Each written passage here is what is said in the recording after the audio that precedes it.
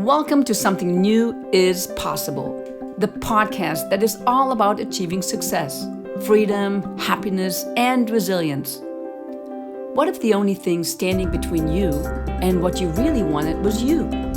In Something New is Possible, we're breaking down the barriers in your brain and building the life you always wanted to have. I'm your host, Dr. Barbara, a dual certified executive and life coach, as well as a doctor of spiritual science. And each week, we'll explore cutting-edge strategies rooted in neuroscience to transform your thinking, teach you techniques that will neutralize your triggers, and supercharge your actions to revolutionize your results. Let's dive in.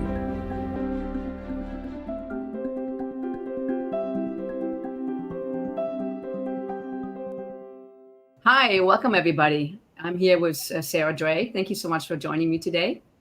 Thank you for having me. Oh, it's a pleasure. I really appreciate it.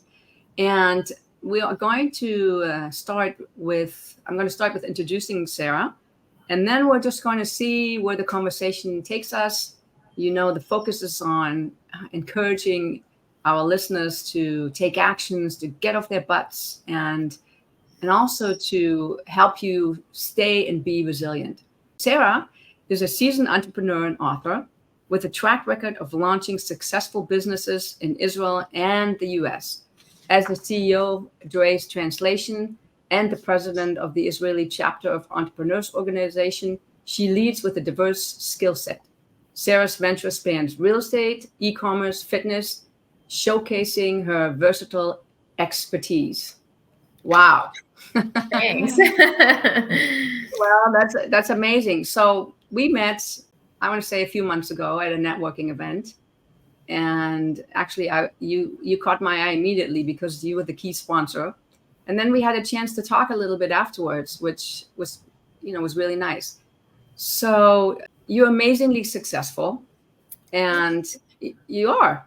And with success, we just talked a little bit earlier about it, always comes that challenge that it's not always successful. It's like you climb up and maybe you're on a wonderful run, and then there's something that happens where you slide down because it's not going as well. So why don't you, if you would, share with our listeners a little bit about a time that you felt stuck, and what did you do in order to get yourself unstuck? It's a great question. And for me, the biggest realization that I had that helped me really with my perception of this whole entire concept is to embrace the fact that it's all a journey.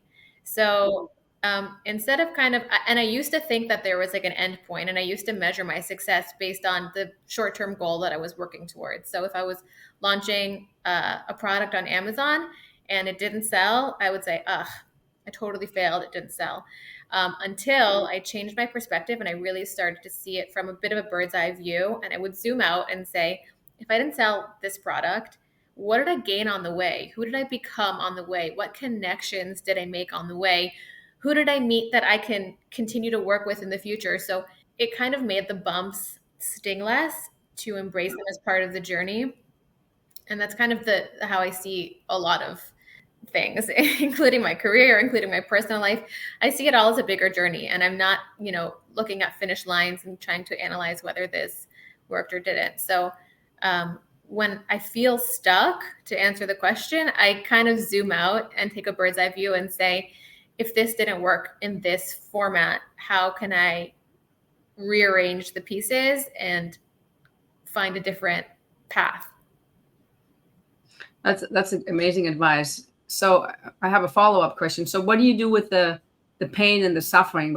Because I can't imagine that, there's not an emotional component to it. I remember when in 2007 and 8, when the economy tanked in the United States, and all of a sudden I lost 90% of my corporate clients. And I was like, oh my God, what am I going to do? There is the emotional component. Sometimes it's fear, sometimes it's, frustration, sometimes it's anger. So how do you get yourself to that bird's eye view where you can just zoom out? What do you do with your emotions? Yeah, I tend to be very pragmatic in nature. So I had to teach myself that it's okay to heal and it's okay to take time. at one point when I had a really difficult situation in my company, I remember my mom, who is very inspiring to me, sort of gave me permission to go on cruise control. She said, you don't have to always have your foot on the gas. Sometimes it's okay to take a step back and just regather your energy. So I try to think about whether, I need to give myself that time. And if I do, I allow myself that time. But I read a book that really helped me. It's called Loving What Is by Byron Katie. I don't know if you read it. It's an amazing book. And Yeah. she talks a lot about pain and suffering, and the concept that suffering can kind of be self-inflicted, if we're trying to push something that we can't change. And I think that really helped me kind of get through hard times. Sometimes I ask myself if it's something that I can or can't change. And if it's something that I can't change, then there's an element of kind of like embrace the reality and give yourself what time you need. But trying to teach a cat to bark is going to be futile. So, kind It's of true.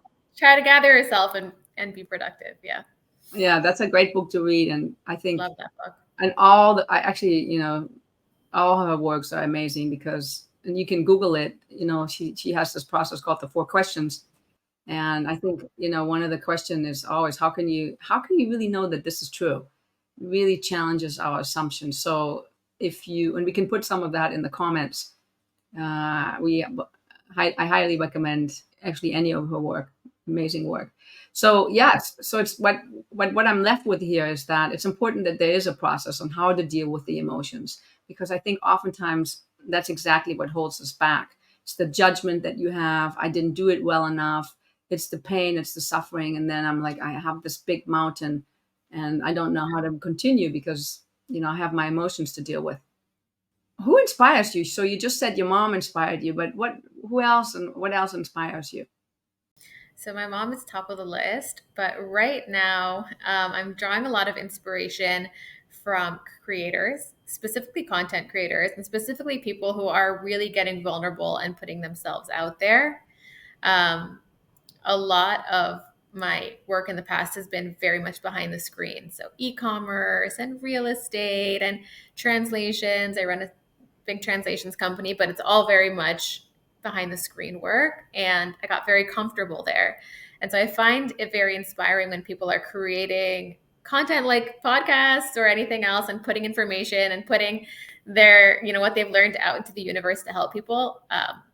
I'm really enjoying, kind of watching the braveness and the vulnerability that goes into that. So that's been inspiring me recently a lot.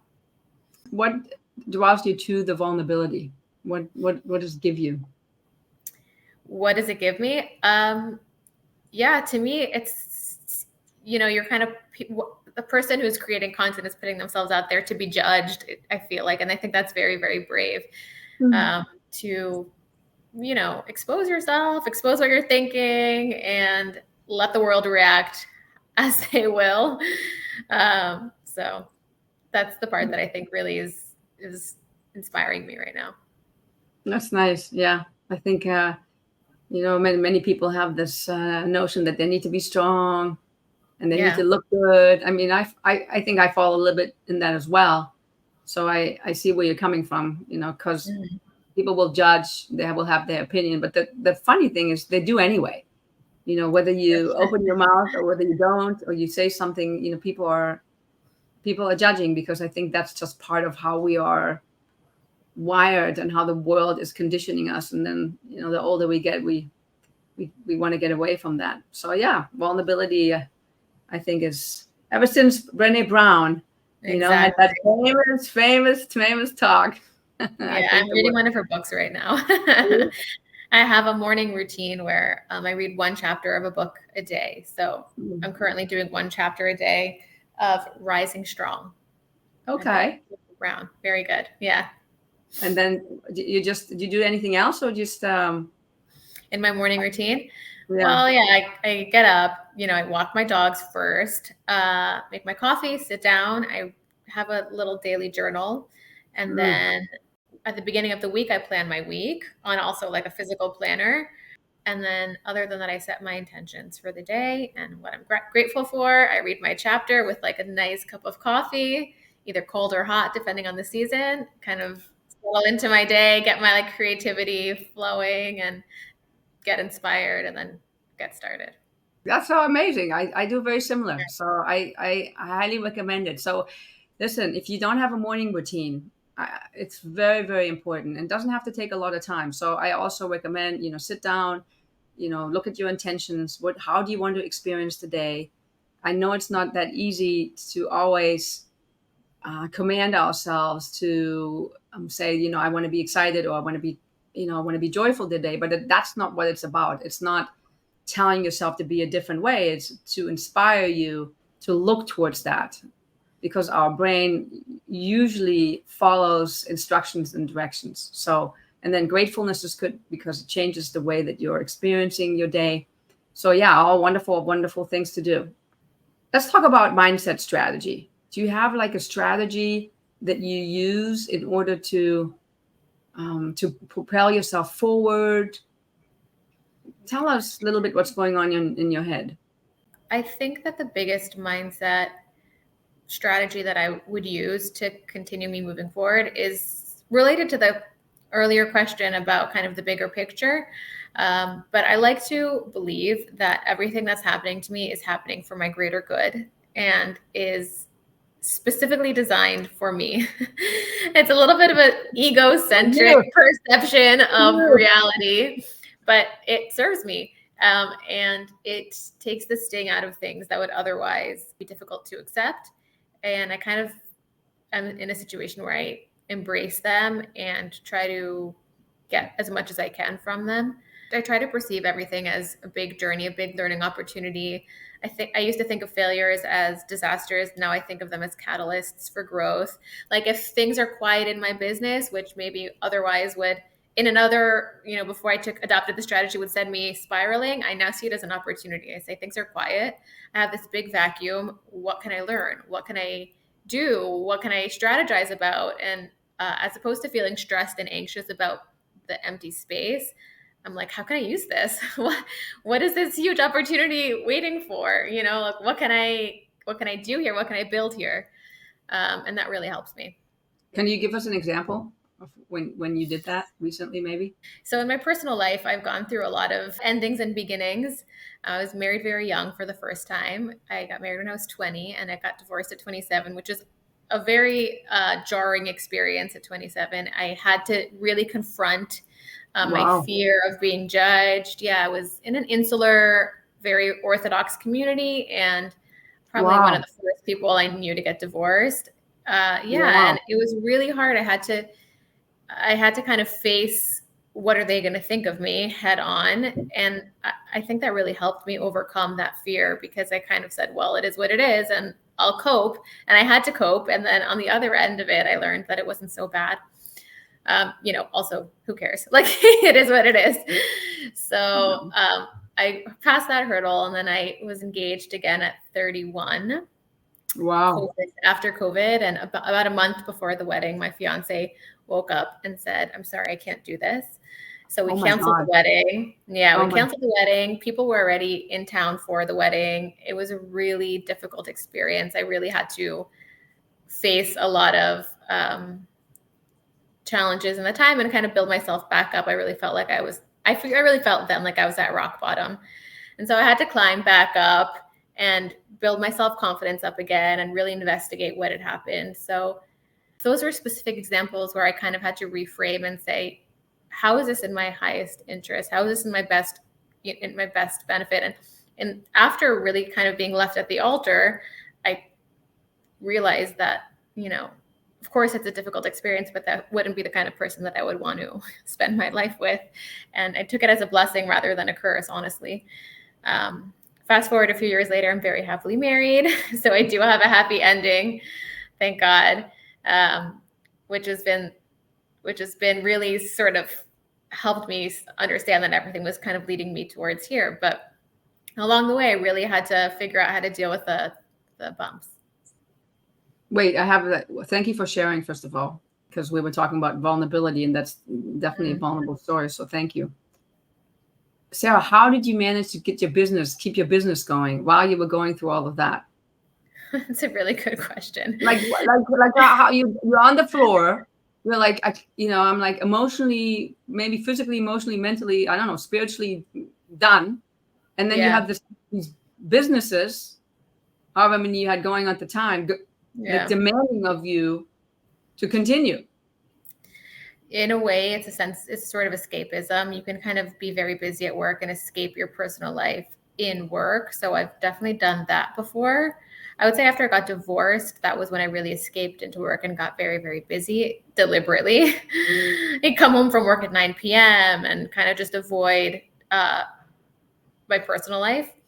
But the real answer is that I have an amazing team, and that I couldn't do it without them. And there's someone specifically in my company who I really rely on. She's basically the COO, and she has helped so much and kind of helped, maintain things when I've needed time. But I would say it's a bit of a balance, like having a good team and also being able to compartmentalize and, keep home at home a little bit. Yeah, I hear you.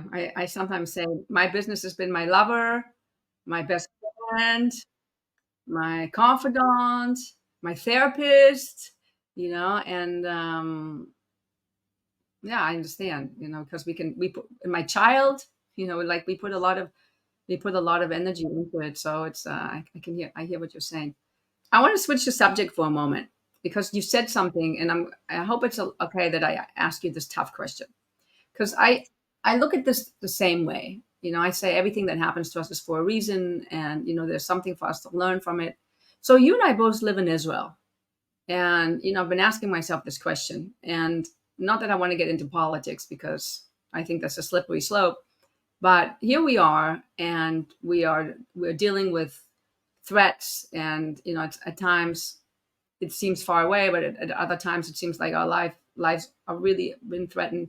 What do you make of it, out of it? How does that philosophy of everything is happening for a reason and we're here to learn from it, how does that framework fit into what you're currently experiencing by living in Israel? That's a tough one. It's a tough one. I think it's like philosophical and religious, and there are so many different aspects for me that are coming into play in day to day life. When I think we're really experiencing things that are totally unexpected, totally unbelievable.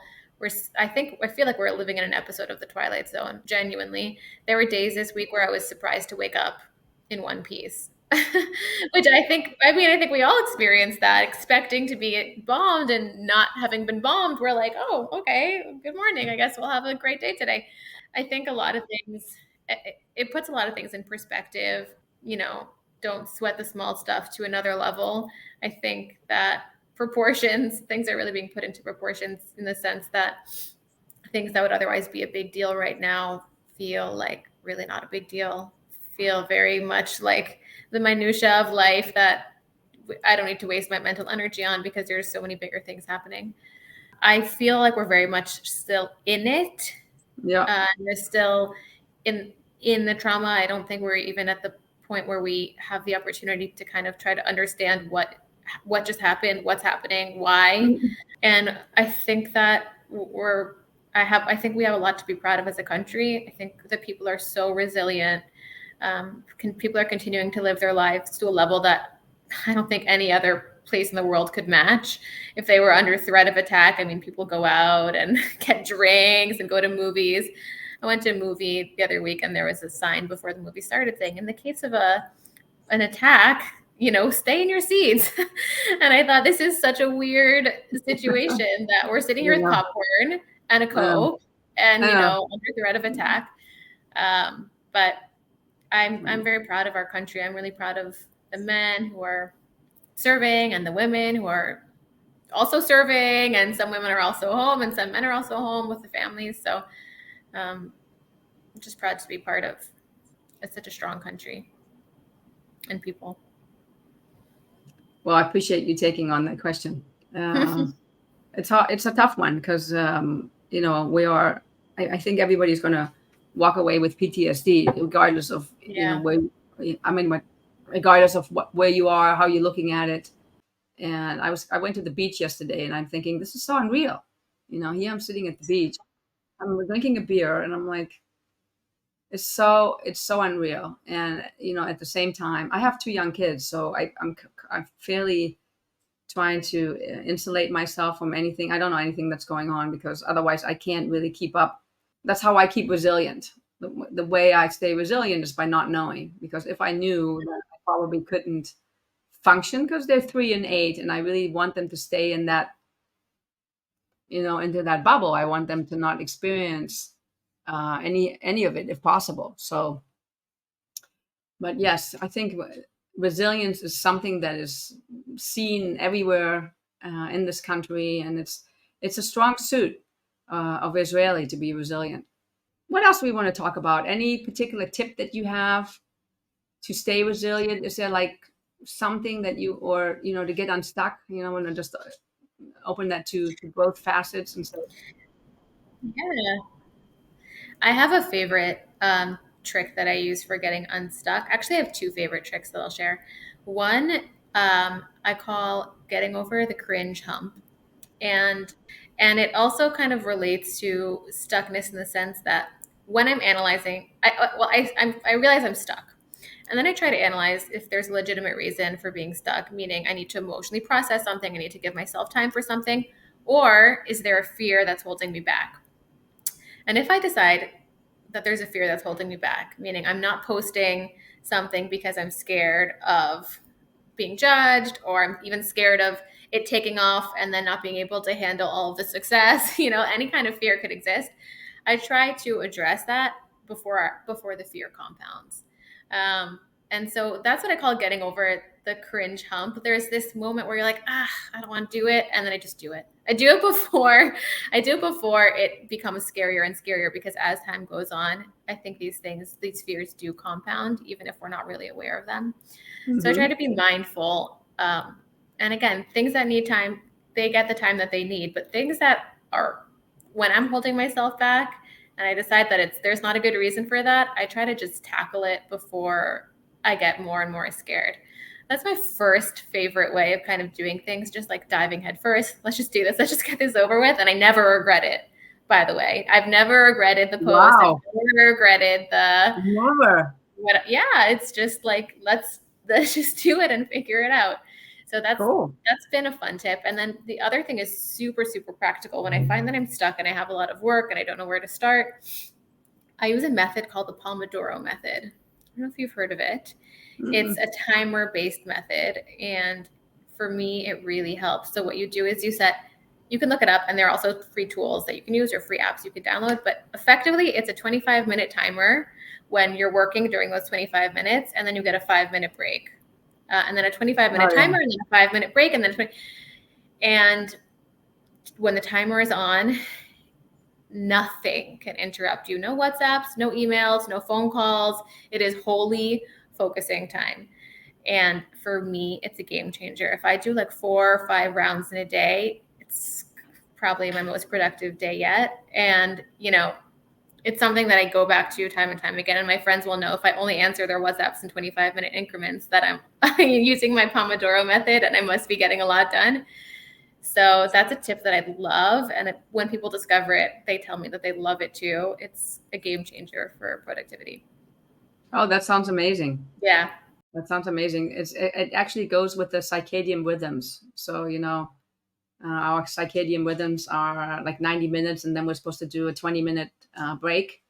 And I've done a lot of sleep studies and learned about sleep, and that it's like that. You don't do things in increments of 25 minutes. So if you want to take a nap, or when you want to focus on something, no more than 25 minutes, because then the body needs to kind of rest, because it can't. I mean, it can, but it's not really designed well to do more. Same with multitasking. We can't really multitask. The brain just jumps back and forth. People think they can multitask, but it's just exhausting your the cognitive function. So it's way better. So that sounds awesome. We'll see if we can put something about that in the comments as well. Anything else that you want to share with us about resilience? Thoughts? Thoughts? I would say that, um, resilience comes down to mindset a lot. I have a favorite quote, and I believe it's Henry Ford, but I might be wrong. The quote is, whether you think you can or you can't, you're probably right. And the idea is it's up to you whether you can or whether you can't. It's more often than not, it's in our hands, and what we believe about what we're able to do is the reality. Um, so I think about it a lot in terms of productivity, what we can accomplish, in terms of resilience, how strong we are when we're facing these challenging things. A lot of the work that goes the furthest is the work that we're doing with ourselves and our beliefs and our goals and our, self-limiting fears. So I think that for people who are trying to kind of move forward or build something or create something and they feel stuck, the best thing you can probably do is look inside, maybe write for pages and pages about what's holding you back and why, and kind of dig deeper and face those fears head on, and then imagine big. Because I really think that we will only get as big as we imagine that we can be. Totally. So I often, when I talk with my coaching clients, I say, wherever your self-worth is, Yeah. that is how far you can go. And a lot of us, we, struggle with self-worth, in different ways. And just as much as you want to have a business plan, I say you want to have also the internal plan, because the stronger you are, the more you believe in yourself, the more you can support yourself, applaud yourself, and do all the things, the easier it's for you to step outside the comfort zone. Because building a business or starting a family or getting married or anything, it's always about stepping outside the comfort zone. And if the internal conversation doesn't support it, then it's just not that you can't do it. You just have to muster up more energy, more power, and it's harder. Mm-hmm. So, and the deeper you can go, I mean, I work with the subconscious and the unconscious. The deeper we can go, and the more we can reset those deep beliefs that we have about ourselves, the easier it is to create an empire. Because it's not just about marketing and all those things or having the brilliant idea. It's most of the time it's just about, is the internal conversation matching where you want to go? So I agree 100%. with you. Yeah. Totally right on. Yeah. Well, I think we're at the end for today. I so appreciate you talking with me. Wishing you all the best with all the various endeavors, your translation company, and all the things that you're working on. We're going to put some information in the comments, but do you want to share with people how they can reach you if they want to get in touch with you? Yeah, absolutely. I love connecting with people. Please connect with me on LinkedIn. Share with me that you heard this podcast, and I would love to, speak and talk more and listen more, and happy to connect. Okay. Well, thank you so much, Sarah, and have a wonderful day. Yeah. Thanks so much. Bye-bye. Hi, and here are the takeaways from today's podcast. Number 1, practice reframing challenges as opportunities for growth and learning. View failures or setbacks as catalysts rather than disasters. Ask yourself, what can I gain or who can I become through these experiences? 2, when feeling stuck, try the Pomodoro method. Work in 25-minute focused intervals followed by 5-minute breaks. This can really boost your productivity. 3, get over the cringe hump. If fear is holding you back from taking action, dive in and do it before the fear becomes too great to take that first step. 4, develop a nurturing morning routine. Practices like setting your intention, gratitude, and daily planning can ground you and increase productivity. 5, examine your mindset and self limiting beliefs. Our accomplishments are often tied to what we believe we can or cannot achieve. Work on building self worth. 6, use vulnerability as a strength. Putting yourself out there despite potential judgment is very inspiring. 6, use vulnerability as a strength. Putting yourself out there despite potential judgment is very inspiring. 7, build a supportive team that you can rely on during the difficult times to keep things running smoothly. 8, practice self care by allowing yourself time to process emotions and recharge when needed. The primary lesson here is that by proactively managing your mindset, it gives you the resilience and strength to face fears and find opportunity in adversity. That's it for today. Until I see you again, take care.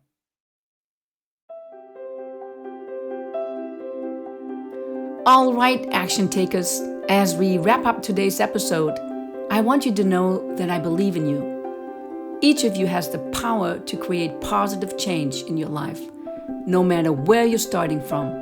Remember, it's okay to take small steps. Every bit of progress counts. And the sooner you can take action, the better, because your saboteur loves to create doubt and confusion. If you enjoyed what you heard today, you know what I'll ask of you. Like, subscribe, leave Apple and Spotify ratings and reviews, tell a friend, and generally do all the things you would do to support a podcast you love. Your support helps this message reach more people who might need to hear it, especially right now. I'll be back in 2 weeks with another episode to support you on your journey. Until then, this is Dr. Barbara reminding you that you're worthy of an extraordinary life.